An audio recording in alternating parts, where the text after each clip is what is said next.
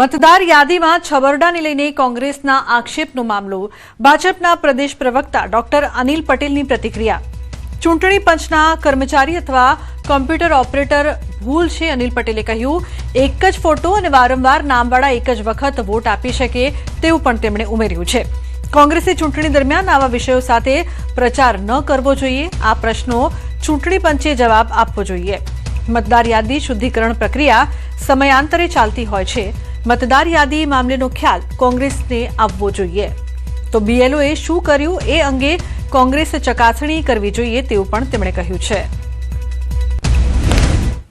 એક જ ફોટાવાળી અને એક જ એડ્રેસવાળી વ્યક્તિ ચૂંટણી પંચના પ્રિસ્ક્રાઇબ્ડ જે આઈડેન્ટિટી કાર્ડ છે, જે 11-12 છે, એના દ્વારા એક કરતાં વધુ મતદાન તો ક્યારેય કરી ના શકે.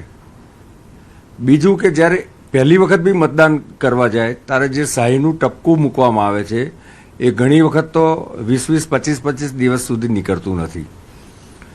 પરંતુ જ્યારે ચૂંટણી પ્રચારના 2 દિવસ જ બાકી છે તો કોંગ્રેસે વાસ્તવમાં લોકોની સમક્ષ પોતાના વિષયો લઈને જવું જોઈએ. ગાંધીનગર ગિફ્ટ સિટી રોડ પર સ્કૂલ વાન પલટી. કેન્દ્રીય વિદ્યાલયના બાળકો તેમાં સવાર હતા. ટાયર ફાટી જતા સ્કૂલ વાન પલટી થઈ. વાનમાં સવાર 10માંથી 5 બાળકોને ઈજા થઈ છે. તો ટાયર ફાટી જતા સ્કૂલ વાન છે તે પલટી ગઈ હતી. બાળકો પણ ગભરાઈ ગયા હતા.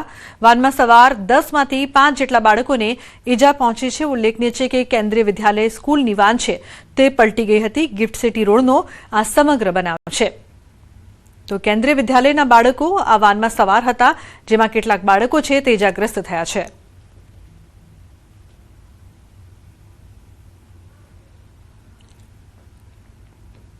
વલસાડ જિલ્લાના ઉમરગામના સ્ટેશન રોડ પર ફરી એક વખત અકસ્માત સર્જાયો છે. આ વખતે બેફામ ગાડી ચલાવતા વાન ચાલકે 2 બાઇક ચાલકને જોરદાર ટક્કર મારી હતી. આ ટક્કરના કારણે બંને ચાલક રોડ પર ફંગોળાયા હતા. જો કે સદનસીબે બંનેનો જીવ બચ્યો હતો. આ સમગ્ર ઘટના સીસીટીવી કેમેરામાં કેદ થઈ છે. જો કે સદનસીબે તેનો જીવ બચી ગયો હતો. અકસ્માત સર્જ્યા બાદ વાન ચાલક ઘટના સ્થળથી ફરાર થઈ રહ્યો હતો. ફરાર થતી વખતે પણ અન્ય એક બાઇક ચાલકને જોરદાર ટક્કર મારી હતી.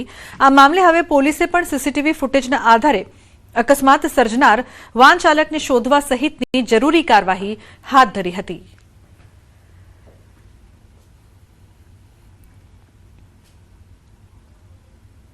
જામનગરમાં બેકાબુ કારનો ભયાનક અકસ્માત સર્જાયો છે. મોરકંડા પાટિયા નજીકની હોટલ પાસેની આ ઘટના છે. બેકાબુ કારે કેટલાક લોકોને અડફેટે લીધા. બેકાબુ કારે કેટલાય વાહનોને પણ અડફેટે લીધા હતા. અકસ્માતની ઘટના સીસીટીવીમાં કેદ થઈ છે.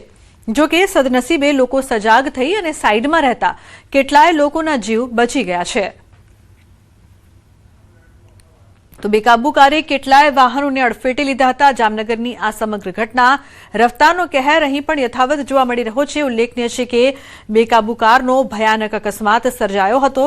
સીસીટીવીમાં આ સમગ્ર ઘટના કેદ થઈ છે, જેમાં જોઈ શકાય છે કે કાર કેટલી સ્પીડમાં આવે છે અને અનેક વાહનોને જોરદાર ટક્કર પણ મારે છે.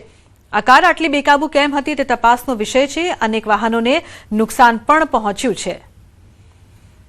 તો જામનગરની આ ઘટના છે તે સીસીટીવીમાં કેદ થઈ છે. બેકાબુ કારનો આ ભયાનક અકસ્માત છે તે સામે આવ્યો છે.